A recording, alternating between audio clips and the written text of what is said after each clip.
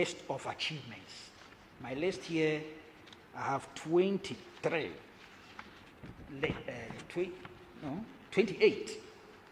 It's impossible to read all, but I've highlighted some few which I'll deal with. Media pluralism, that's my comfort zone. So I'll talk about that a bit. And that's both in the print and electronic media. I have Supreme Court's verdict on the NPP versus GBC.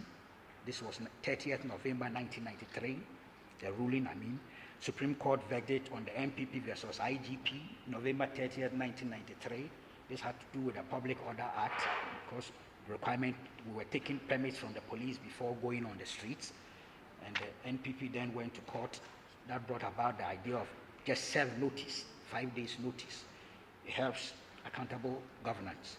Supreme Court verdict on National Media Commission versus Attorney General, that the one that took away the government's power to appoint the chief executives and members of the board of state-owned media. It was a very critical thing. Some of these things these days, we take them for granted.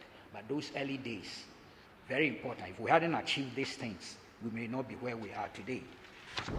Then the Shraj investigations into allegations of illegal acquisition of properties against corruption, properties and corruption against some government and public officials in 1995-96.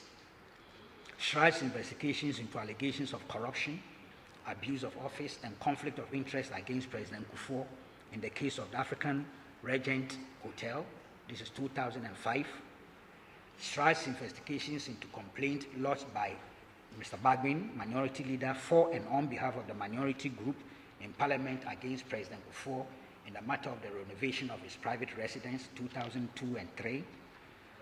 Shraj investigations into allegations of contravention of Article 2284, conflict of interest against President Mahama. And then Supreme Court verdict on Martin Amidu versus Waterville, Woyome, and Isofokin. Then, of course, the disciplinary proceedings. I will highlight some of this with some documentations. Disciplinary proceedings and sanctions against judges found to have engaged in acts of corruption and unethical conduct by the President and the Chief Justice. This is the Tiger Eye expose by Anas Arimayao Anas, 2015 up to 2017. The Supreme Court verdict on Gitmo 2 agreement in the relocation to Ghana, and many, many more.